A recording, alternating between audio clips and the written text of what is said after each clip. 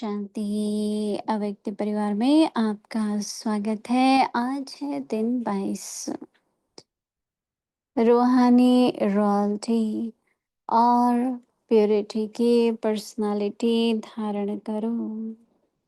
आज का विषय है मर्यादा पूर्वक अव्यक्तिशाली। श्रेष्ठ कर्मों का फाउंडेशन है पवित्रता, लेकिन पवित्रता सिर्फ ब्रह्मचर्य नहीं, यह भी श्रेष्ठ है। लेकिन मनसा संकल्प में भी अगर कोई आत्मा के प्रति विशेष लगाव व झुकाव हो गया, किसी आत्मा की विशेषता पर प्रभावित हो गए, या उसके प्रति नेगेटिव संकल्प चले, ऐसे बोल व शब्द निकले जो मर्यादा पूर्वक नहीं है, तो उसको भी पवित्रता नहीं कहेंगे। अभी हम मोहिनी दीदी से सुनेंगे।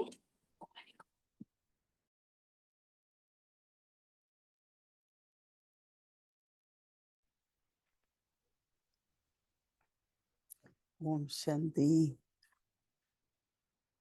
सभी ठीक है? पहुंच गए सामने तो ठीक ही है ना। जब नहीं पहुंचते हैं, नहीं हम देखते हैं तो सोचते हैं ठीक है कि नहीं। आज तो सामने है ही सब परिवार।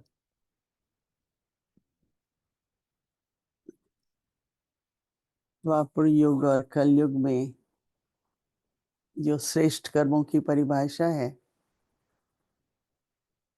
कि किसी को दान करना, समय पर किसी को धन देना, किसी भी तरह का पुण्य करना, उसको श्रेष्ठ कर्म मानते हैं। बाबा हमें बताते हैं कि सारे चक्कर में सत्युग और त्रेता में है अकर्म, और द्वापुर कल में, क्योंकि कलयुग में देहाभिमान है, देहभान है, तो चाहे जितने आज विकार हैं उतने तो नहीं होंगे, लेकिन देहभान के कारण हर विकार शुरू हो जाता है ना। सत्युग त्रेता में आत्माएं पवित्र हैं, और द्वापुर में क्या होता है, देहभान के कारण विकार शुरू हो जाते हैं। तो विकार होंगे तो विकर्म तो होंगे ही ना। कोई कहे मुझे बहुत लोभ तो नहीं है, पर थोड़ा है, पर लोभ तो है, ऐसे ही मोह है, अहंकार है। तो चाहे परसेंटेज बहुत कम है द्वापर युग में, परंतु कम होते हुए भी है तो सही ना। तो विकल्प आएंगे तो विकर्म भी होंगे, और फिर जो भी अच्छा करते हैं उसका मिलता है, अच्छे का दूसरे जन्म में मिलेगा, फिर मिलता रहता है। लेकिन ऐसे कर्म जो श्रेष्ठ कर्म है, जिसकी प्रारब्ध 21 जन्म तक चलती है, वो बिना पवित्रता के नहीं हो सकती। तो इसलिए संगम युग पर बाबा कहता है तुम्हारी पढ़ाई ऐसी है जिससे अविनाशी कमाई होती है। और अविनाशी कमाई का मतलब कई जन्म तक चलती है। कोई भी ऐसी पढ़ाई नहीं होगी, अगर आप पिछले जन्म में एडवोकेट हैं, पढ़ाई पढ़ ली लॉ की, तो ये नहीं कि दूसरे जन्म में भी आप ऑटोमेटिकली लॉ, हाँ आपका मन करेगा कि मैं ये पढ़ाई करूं, क्योंकि पिछले जन्मों के संस्कार हैं, तो संकल्प हो गए। पर जरूरी नहीं आप वो भी करते हैं, राइट। तो इसलिए बाबा क्या कहते हैं बच्चों को कि संगम युग पर करो, ऐसी कमाई करो, इतनी पवित्रता धारण करो कि आप फिर अगले कल्प, हाँ, संगम जैसे ही आएगा, बाबा का संदेश मिलेगा, एकदम मन करेगा कि मुझे पवित्र रहना है, और सहज लगेगा। नहीं तो पवित्रता पहले तो सुन के समझ नहीं आता, फिर आता भी है तो यही समझते हैं तो पॉसिबल नहीं है ना। पर बाबा जब आते हैं तो हम लोगों में इमर्ज होती है पवित्रता के संस्कार, और हमको ये जीवन पसंद आती है ना, पवित्र जीवन। कितना हल्कापन है, स्वतंत्र है। नहीं तो ईर्ष्या द्वेष ये सब चक्कर चलता ही रहता है। बाबा के बनते हैं तो वो सब चला जाता है नहीं। तो इसलिए बाबा कहते हैं ना कि जो अच्छे परिवार होते हैं, रॉयल फैमिलीज होती है, उनमें मर्यादाएं होती है। हर बात में मर्यादा होती है, बोलने की, उठने की, और उनको मर्यादा की ट्रेनिंग दी जाती है। प्रिंस प्रिंसेस के कॉलेज हैं, रॉयल कॉलेजेस हैं, अच्छे परिवार अच्छे अच्छे स्कूलों में, यूनिवर्सिटी में बच्चों को भेजते हैं क्योंकि डिसिप्लिन है। पढ़ाई तो है ही, मर्यादाएं भी हैं।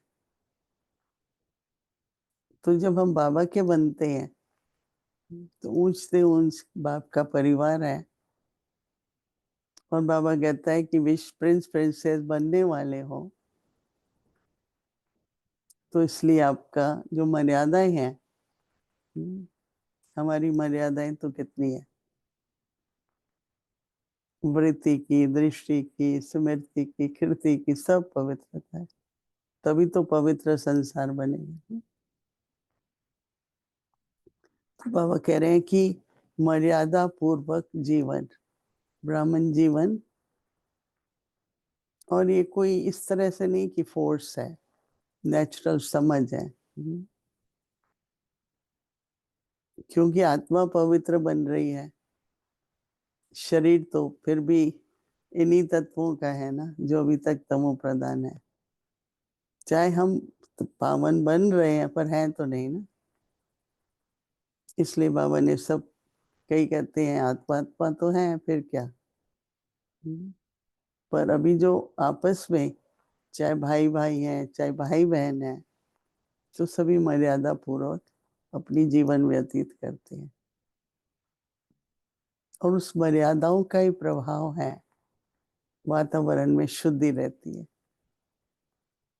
बहुत लोग आते हैं यहाँ तो बहुत शांति है, पर उसका कारण क्या है? पवित्रता नहीं। बाबा कहता है पवित्रता ही जननी है सुख शांति की, और संपन्नता भरपूर भी रहती है। इसलिए बाबा कह रहे हैं सभी को होमवर्क मिल रहा है,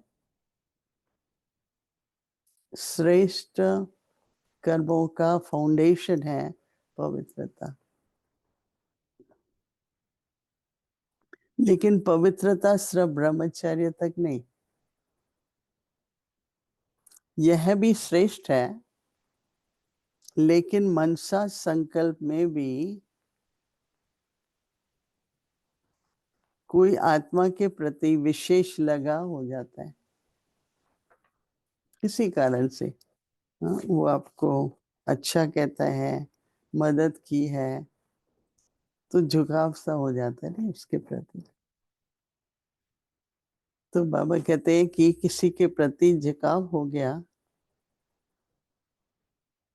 वो देवभान का है, और किसी आत्मा की विशेषता पर प्रभावित हो गए, कहते हैं वो तो अच्छा है ना। नहीं, फिर क्या होता है? ये नहीं देखते कि तो देखो इसको बाबा की देन है। नहीं, बाबा ने कहा कि अपनी विशेषता, किसी की भी विशेषता को देखो तो उसको प्रभु प्रसाद मानो, प्रभु देन मानो।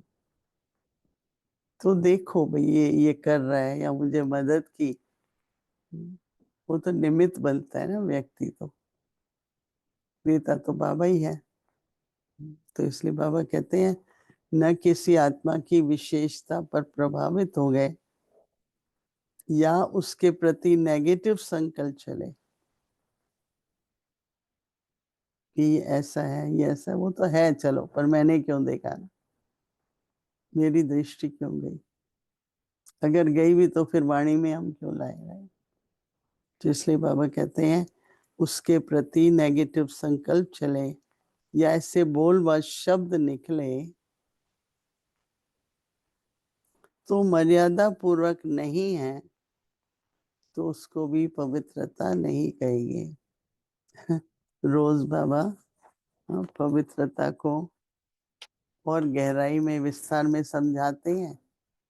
तो सबको लगता है ना, क्या लगता है सबको कि अभी कुछ और काम करना है, राइट? प्रभावित भी ना हो, नेगेटिव भी ना हो, झुकाव भी ना हो।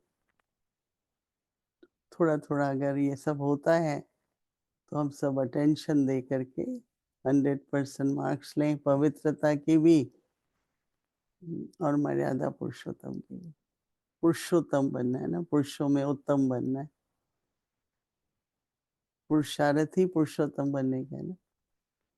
तो पुरुषों में उत्तम बनना है तो मर्यादा पूर्वक, मर्यादा पुरुषोत्तम कहते हैं ना। सारी डिग्री जो है 16 कला की लास्ट में कहते हैं मर्यादा पुरुषोत्तम। हमारे यज्ञ में विश्व किशोर भाऊ, रतन मोहन, रतन विश्व रतन दादा, सब इतने बड़े-बड़े जो भाई थे, हर प्रकार की मर्यादा, हर प्रकार की, भोजन की, संबंध की, व्यवहार में, बोल में, एक भी अपशब्द उनके मुँह से हमने कभी नहीं सुना। है, सब संस्कार है अलग-अलग, पर हम क्यों देखें नहीं? तो कहते हैं जब साधारण व्यक्ति होते हैं ना रॉयल फैमिली के, तो सड़क पर भी अच्छी चीज़ होती है तो उठा के ले आते हैं। रॉयल व्यक्ति तो बहुत अच्छी दुकान ढूँढता है, राइट? तो कोई फेंक रहा है अपना, कोशिश कर रहा है मेरे संस्कार निकले और हम उठा लें। हमारा ध्यान गया फेंकी हुई चीज़ के किसी के। तो मम्मा कहती थी कचरा फेंकते हैं लोग, फिर आप क्यों उठाते हो? सभी ये कोशिश करते हैं ना कि मेरा ये संस्कार ठीक हो, तो फिर हम क्यों उठाएँ, राइट? तो वो नेगेटिव हो जाता है। तो इसलिए पवित्रता को बाबा कह रहे हैं कि किसी की भी दृष्टि पर, ब्रह्मा बाबा थे, कितने बच्चे थे? 300, राइट? सबके संस्कार अलग-अलग थे, लेकिन बाबा ना देखता था, ना कभी वर्णन करता था। तो हमें भी ऐसी पवित्रता का लक्ष्य रखना बहुत ज़रूरी है। ओम शांति।